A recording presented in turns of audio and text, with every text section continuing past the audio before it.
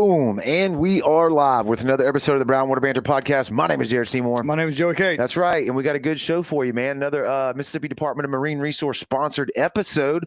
We have Jason in the studio, returning guest again.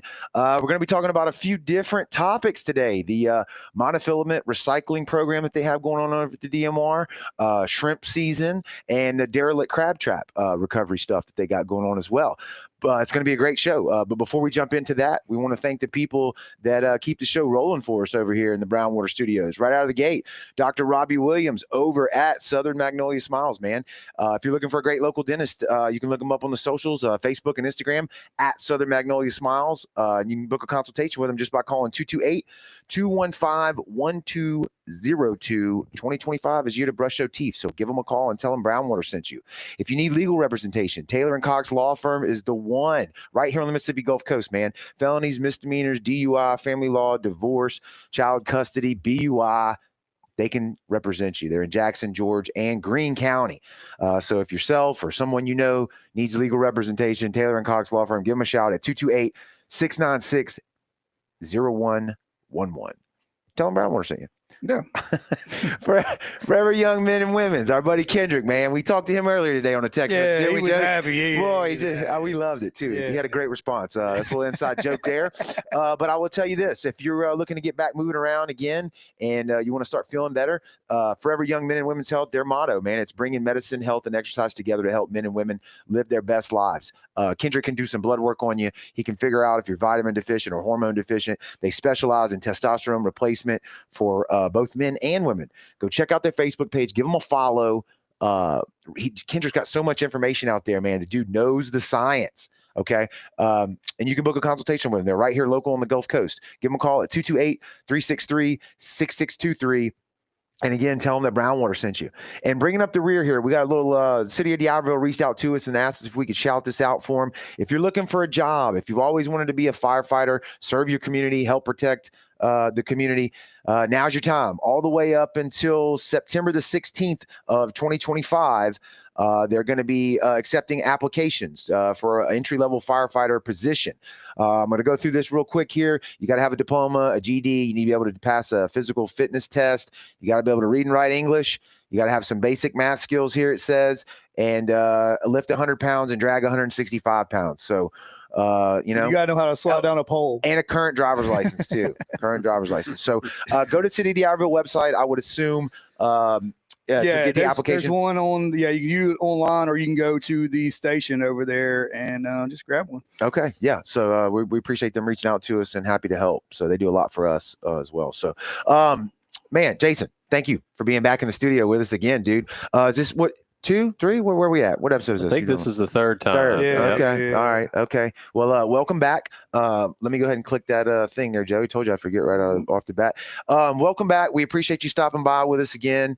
And where do we want to start, man? What topic is the hot topic we need to start with? Oh, I'll let y'all pick.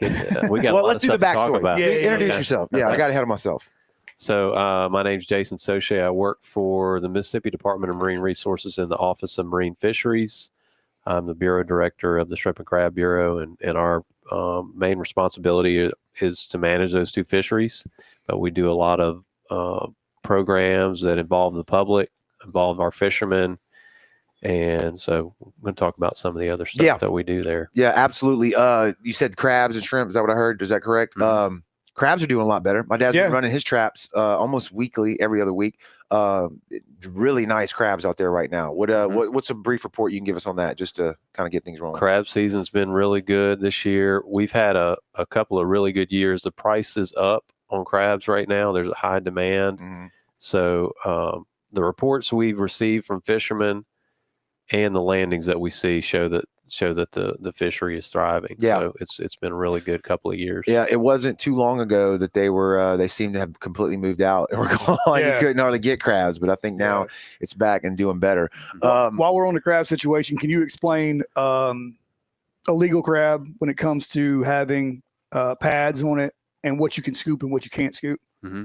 Sure. Yeah. So legal crabs, as far as hard crabs go, they have to be 5 inches or larger from lateral spine to lateral spine. You can keep males and females as long as they're above that size, and as long as that female is not a sponge crab. Okay. So any egg case on that crab, you got to Yeah. put it back in the water. So it could be any size if it's a soft crab. They just have to be kept separate. So soft crabs are a little bit different. Most people don't encounter a lot of those. It's pretty rare. They're delicious, though. But you definitely, you can keep those when they're smaller. Okay. Is than that's 5 what you meant by inches. kept different? Yeah. They can be below 5. They can be below 5 inches. And what we typically see is when the commercial guys are catching them, they have to have a separate container for, they call them busters or peelers. So they can identify ones that are about to shed, and then they shed them in a facility back home. But Oh wow, okay, that's pretty cool. for recreational folks, if they see them, it's kind of hard to identify a buster or peeler unless you know what you're looking for. Yeah. But Purple on the bottom. Flip it over usually if it's purple. You're talking about before it becomes a soft shell? Yeah. So the right way when we it's always about to did it, we peel. could fail like they get in. We always do cedar in our crab traps, and when they're about to shed, they want to find something that they can shed around from some structure. So when you turn that crab over, it's usually got a purple hue at the bottom of it, or the bottom of the shell turns almost black purple, and then that's a buster, and then you'll take it and put it in a shedding trap. Gotcha. But you got to go check it every other hour, because you only got about 45 minutes, and then it's back to a hard crab again. Gotcha. Yeah. Okay. Yeah, what they typically do when a commercial fisherman does it, they'll have a tray system set up with the flow through, with water flowing through, and they'll partition them off because they'll cannibalize. So as soon as one sheds, the other ones will eat it. Yeah, cool. So nice. and they have to check them every hour, like you said. You only have a small window before it becomes a paper shell. So do you know the answer to this? Is why can they be smaller than 5 inches if they're soft shell? What's the science behind that, or reason? Do we know? I'm not sure. There's a market for it, for sure, for sure. Cocktail crabs, and that probably has something to do with the regulation, like it is. But that was the exception, and I think it's managed that way in all the other states. Too. Okay. Well, Grandma, all she would eat was the small one. She would even take the big hard shell, soft shell. She would just take the small one. She said they taste better anyway. So I know you've always been a huge fan of them. Oh yeah, big fan. I don't know where you want to kick it off with. Well, let's jump into shrimp season, because you can touch on that real quick, right? Yeah, sure. Yeah, so we opened up shrimp season a little late this year. It was in June. We didn't see a whole lot of brown shrimp landed this year. If you talk to fishermen, they're going to say that. And what we saw was a lot of the brown shrimp are being landed offshore. They moved out pretty quick, but we are seeing signs that white shrimp are going to be moving into the system pretty soon, if not already. We do go down and check at the docks, pretty routine. And so as soon as the white shrimp show up, the shrimpers will go back to work. Yeah. Pretty good. And so that's typically in August or September when we see white shrimps show up, and they're catching those from the fall on into December usually. So when you say offshore, what is that? How far offshore is that? What we're seeing is most of the shrimp that are being landed in large quantities, the brown shrimp, they're in federal waters. So outside the 3 mile line in federal waters. So they're bigger boats, the slabs and the federal permit holders are catching a lot. So, but we're seeing some evidence that the white shrimp are going to show up pretty soon. Good. I hope so. Cause them boys were struggling at the beginning of the season. It was almost like they were going out and then coming back, and it was nothing to sell at the docks. But now I think they're coming up for a little bit. Yep. So where do you want to take it next? Let's go to the I like the crab trap. Let's talk about the derelict crab trap. Okay. Yeah. So we've been doing this program for a long time. The agency started it back in 1999, and we've historically done public cleanups is the way we've really addressed the derelicts. And so we do those not necessarily every year, but maybe every 2 or 3 years, or if we have a big storm event, we'll do a public cleanup event. And those have been very successful. We've gotten the fishermen involved in it. The public's involved. We collect the traps at, these different sites across the coast. I think the previous time I came, we talked about one was coming up. We had one in 2024, very successful. I'm trying to see how many we collected. It was a little over 300. I want to say 376 traps Dang, during that. crazy. Yeah, public that's a lot. I cleanup. know how expensive those things are. Yeah. So, So derelict crab trap is one that has either been lost or a storm took it away or got hit. Washed It's up no somewhere longer it's in not service, supposed to be. correct? Right. that's right. So it maybe lost a cork, it rolled up on a cork, and the fisherman can't find it. Storm blew it up in the marsh, whatever it is. Mhm. They're no longer being actively fished for various reasons. And so we're conscientious to get those out Right. because we want to make sure that they're not in the environment. They can pose navigation hazard, they can ghost fish. Right. They can be an eyesore if they're in the marsh. So historically, like I said, we did the public cleanups, and over the years we started doing staff directed efforts where we would go out by boat and just scan the shoreline, particularly in marsh habitat, and go retrieve what we could. We do it at low tide in the winter when they're exposed. In recent years, I mean, technology has come a long way with side scans. And so we started this a few years ago with side scan technology, and it did help. And what we found that more recently in the last couple of years, the newer technology that every company that puts out depth finders puts these out, Humminbird, Garmin, but we use one called LiveScope that most of the fishermen are probably aware of, and it's a front view facing sonar, and it gives us a really clear image of the bottom in certain depths, usually in shallow areas, and we can retrieve these traps that we otherwise couldn't find. And so there's a couple of photos we got to show it. Yeah, Jared's fixing to blast them up there right here. now. I got it. So the first one's going to be the to go to Sony. Yeah, that one right there. It ain't, for some reason, it ain't loading up. Let me just describe. So what we see, and the fishermen that are out there that are familiar with the technology, it's amazing. You can see fish. No longer do you just see a school of fish. You can see the individual fish in the school. That's and you why can they're see catching so much in the bass tournament. They call it cheating because you can go down there and pick the one out that you want. It's like a video game. That's what they say. So it's very effective, and we can use it to our advantage. In this case, we're removing debris from the bottom. Right. So what we do, we'll locate them. Can you tell in that photo, Joey, where it's at? It's at the red. It kind of looks like a box on there. It does cast a shadow. If you look at it, there's a bit of a glare on the photo. I can actually see the person who took it, so everybody else can probably see it too. But you get the point. This is what he's talking about. If you've seen one, you know what it looks like. Right. So it looks like a box on the bottom, so we can tell it from other types of debris, whether it be a log or a tire or whatever. And so we pull it up with grappling hooks. We'll drag a grappling hook over it, pull them up. And it's been a lot more efficient use of our time to get these traps out using that technology. So that's a relatively new project. We picked up a couple hundred traps last year through this effort. Okay. And this year, we just got the front view facing sonar this year. So just over the last couple months, it's been a lot more efficient. And so this year so far, we've gotten 222. Wow.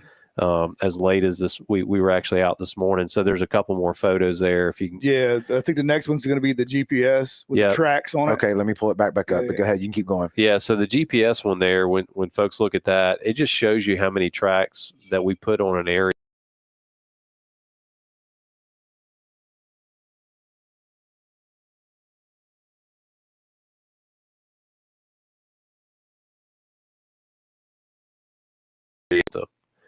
Easy thing. There's a little bit there. We're collecting data on the traps, and including condition. There you go. Location, obviously, whether it was tagged or not, whether we had bycatch in it, and then another photo there, just as an example of one of the traps we pulled up today. And then the last photo is all of them. Is all of them. Yeah, you can see right there. So that's a boatload. Here's the that's the mother load right there. Yeah. That's a lot of them there. And what happens to those? So they all get recycled unless they are tagged, and we can reach the fishermen. So we do try to reach out to fishermen. If we find a derelict trap that's serviceable and it's tagged, and we can reach the fishermen, we give them an opportunity to come in and get it. Okay. So because it belongs to them, and like you said, they are expensive, and we don't want them to, we want to get them back to them if they can still use them. So otherwise, we recycle them at a scrap facility here on the coast that'll take them, and they can scrap them. So Sweet. and they'll recycle them. I got a couple of questions on the crab traps if you got time to answer it. Yeah. Where are they allowed, crabbers? Where are you allowed to put those crab traps? Because it seems like when you come out of Ocean Springs and you head back towards Deer Island, they are everywhere. So they can put them so it depends on what crab traps you're talking about, recreational or commercial. Right. Recreational traps can be in the bays all the way up to I-10, in the bays and coastal rivers.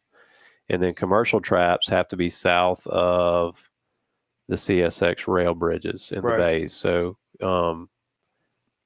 that being said, they can't be in a channel, and they can impede navigation in a waterway. So if they are across a narrow waterway where the boats can't safely navigate through, then that's not allowed. So they can be along the edges, but not right in the middle. Yeah, and they wear them edges out. I'm talking about this close. Yeah.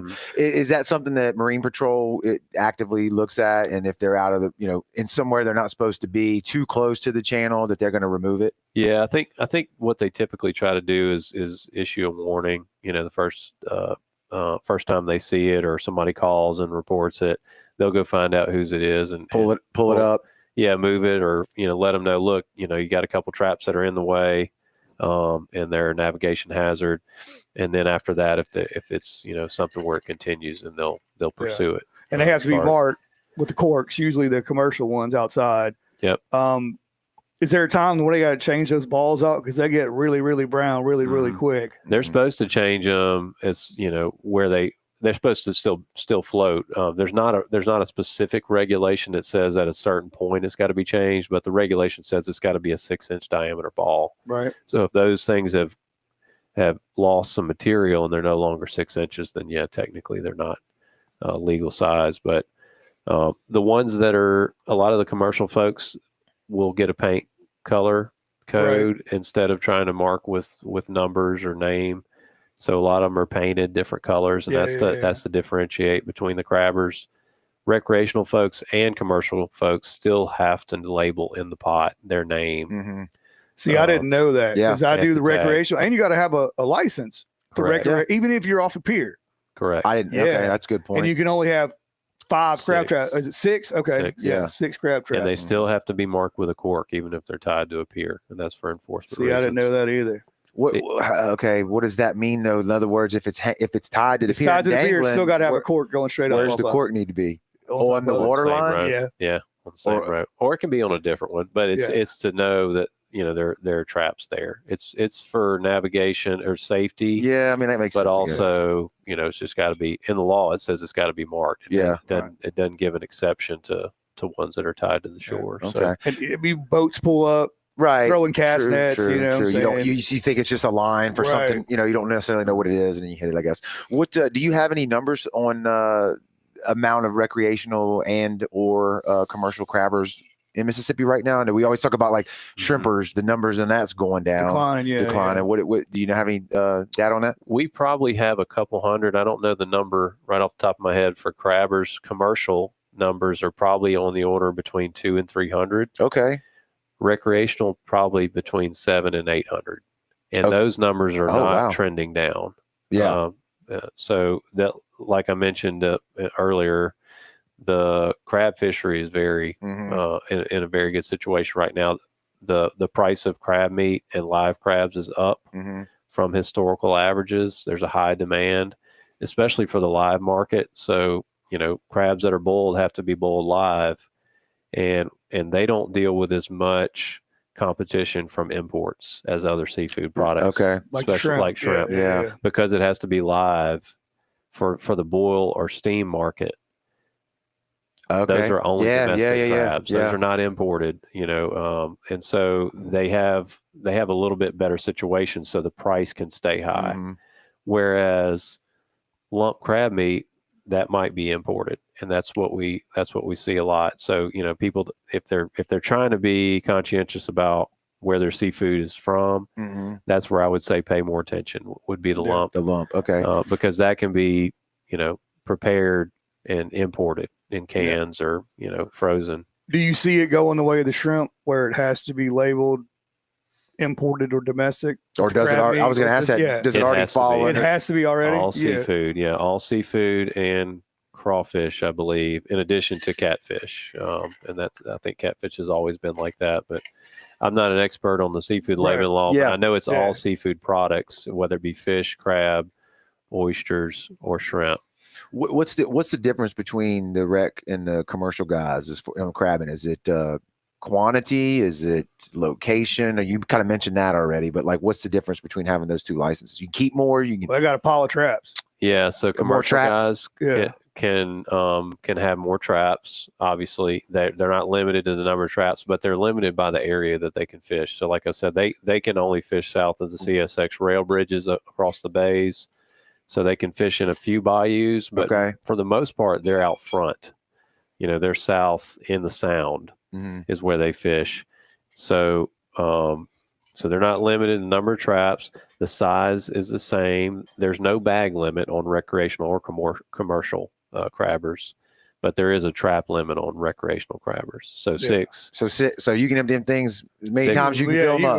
Catch Yeah. as many as you want. Yeah, 6 per license holder is the way the law reads. So that's a pretty good bit of crabs when crabbing's good. 6 traps though, just to be clear. yeah. Yeah, 6 Yeah. traps, and you can however many's in there, and however many times you can turn them over in a day is up to you. Right. Yeah. Most people run them probably once a week from what. Yeah, that's from what my what I- dad's doing, about once Yeah. every other week, once a week, depending. Yeah. Mhm. So, but yeah, there is a license requirement.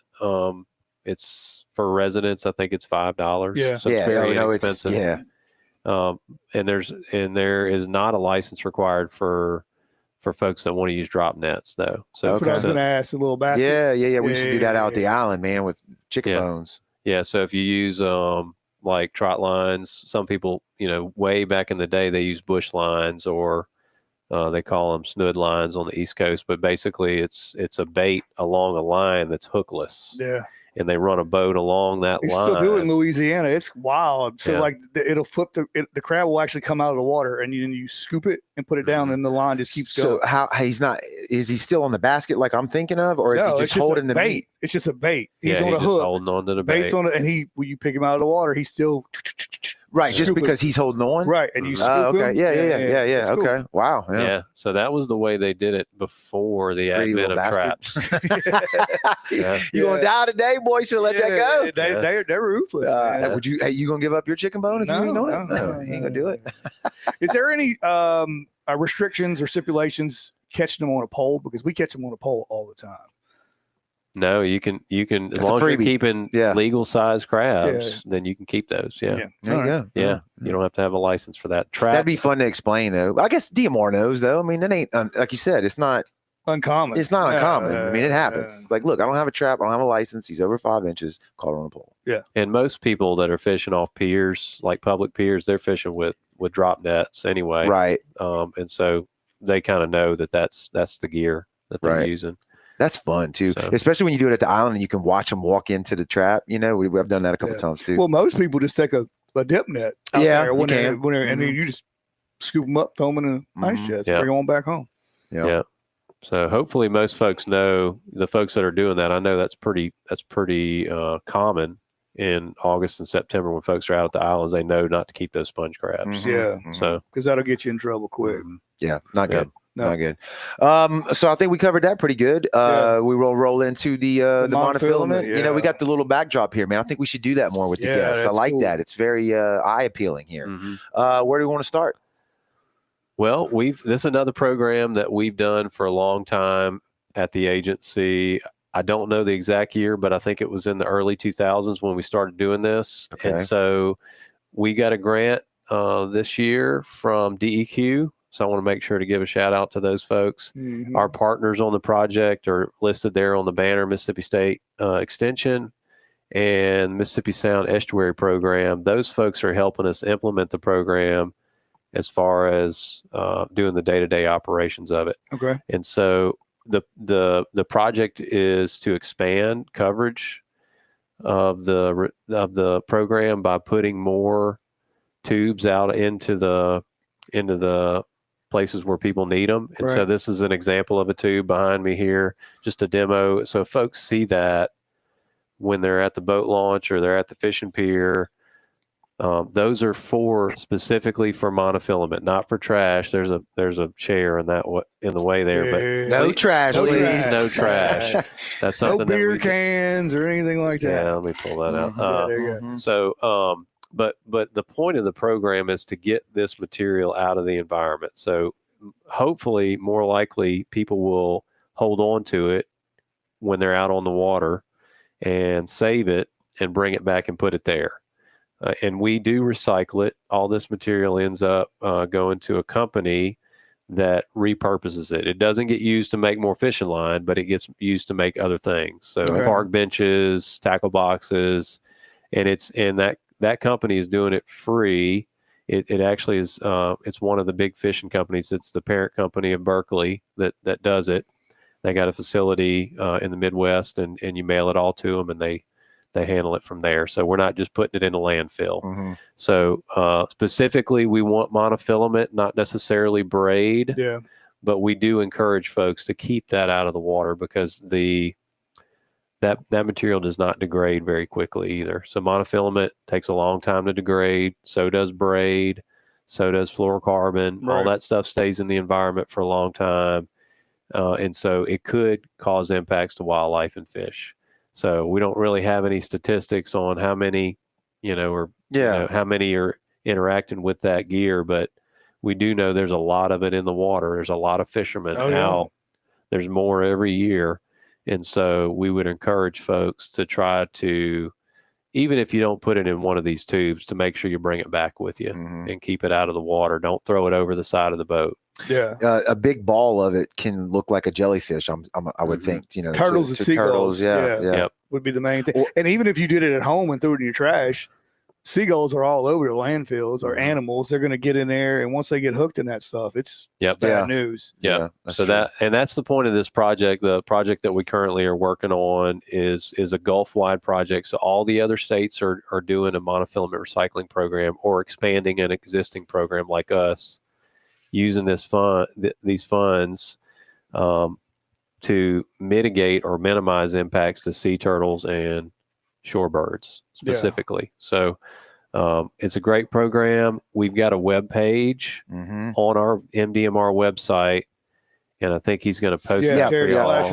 I'll drop a link, but what I'm going to do is I'm going to go ahead and describe that picture that we have. So folks go to that web page. There's some information there about the program and what we do. And if you scroll down to the bottom of the page, there's an interactive map that you can zoom in on and find where these recycling stations are located. That's what we're looking at right now. So each one of these green dots right here that you're looking at on the screen is one of those PVC pipes that we have in the background here. So, if you're out there on the water or whatever you're doing, fishing from a pier or whatever, you want to throw it in that rather than throwing it into the Gulf.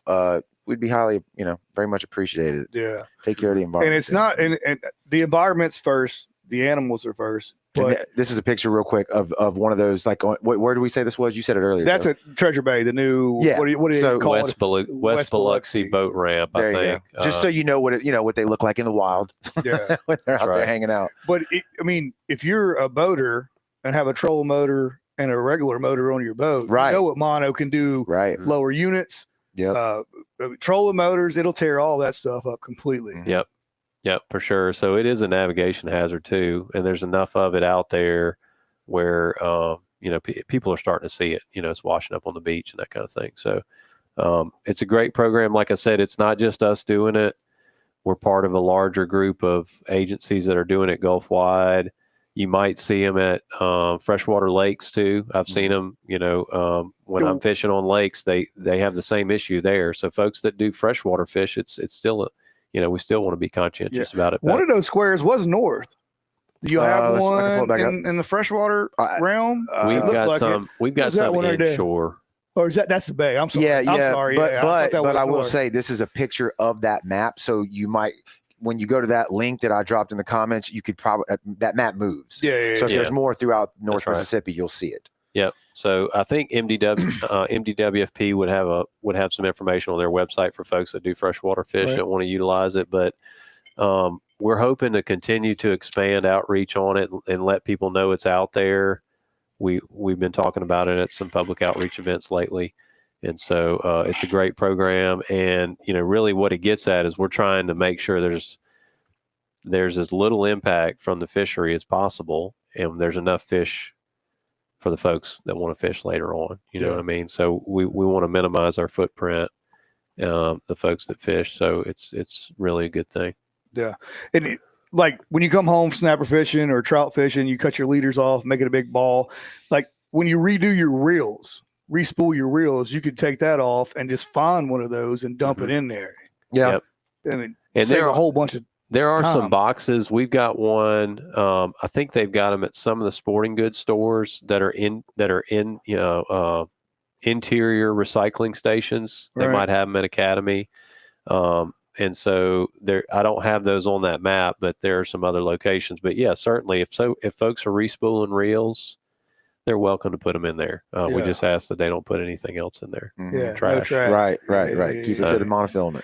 If there's a spot that wants one of those and it's on the water, say something y'all haven't got yet, is there a possibility of you coming out and looking at it and bringing one out there? Yep. We've had a couple of new piers over the last couple of years that have been either facilities got expanded or D'Iberville boat launch is a great example. We gave a couple to the city, and they installed one there, or a couple of them there, and then they've got a fishing pier a little bit further down the road where they put one out. So yeah, certainly if there's a need or a desire from a city or a county to put one out at a public access point, then just tell them to give them. They can give us a call at fisheries, and we can. Is that y'all going around and cleaning these things out and getting it to the place that it needs to go? So right now, Mississippi State Extension folks and Mississippi Sound Estuary Program, those folks are actually doing that part. Okay. For the next few years, they're going to be the ones that are checking it and cataloging how much we're collecting, that kind of thing. So, they're great partners on the project. So, heck yeah, man. So y'all are the ones just installing it, and then they're installing them as well. Oh, they're installing as well. Okay. Yep, they're doing everything right now. So we're very fortunate. Sweet.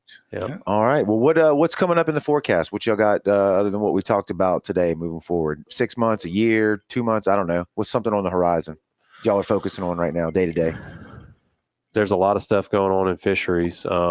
In shrimp and crab, we don't have any big things coming down the pipe. Other than we're looking at our fisheries office is looking at a training program potentially for folks that may be thinking about entering a commercial fishery, going into that field, looking for whatever fishery it is. So we did send out some surveys. If there's anybody listening in that's a commercial fisherman, we sent out surveys a week or two ago to ask for their input on if we were to do a program, what kind of program would be beneficial, or would they hire deckhands or captains that came out of a training program. So anybody that that's listening that has a friend that's a commercial fisherman, if they receive one of those, we would encourage them to try to fill them out and get them back to us. So y'all would kind of get the sea legs, bring them in, show them what's going on. The greenhorns, I guess is what you call them. Right. Yeah. That way they can go on the boat and kind of have something of what's going on. Yeah, they've done this in a few other areas. I know they've done it in Alaska where they give them some training. There's a huge commercial fishery up there, multiple commercial fisheries there. And the Shareholders Alliance has put together a training program too for folks that are wanting to get into reef fishing commercially. So we're looking into what that program is gonna look like, and it may not happen this year, but that's something that we're working on.